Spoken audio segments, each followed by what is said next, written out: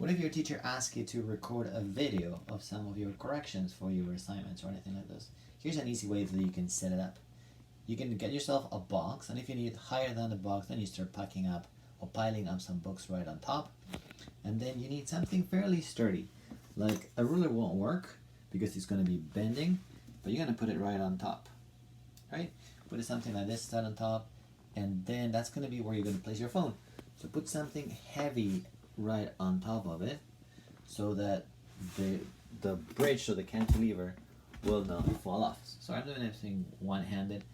I'm gonna put another book there to make it super sturdy, and then this little thing will not move whatsoever.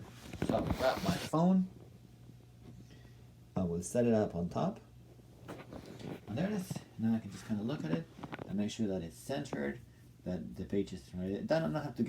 I do not have to get the whole screen on, the whole page, because I can be sliding back and forth. And there's my setup. I'll probably zoom in if I really need to get a little closer, but then I can see, and then I will start pointing at things on the page and writing if I need to write on it, and explain what I need to explain with very easy setup.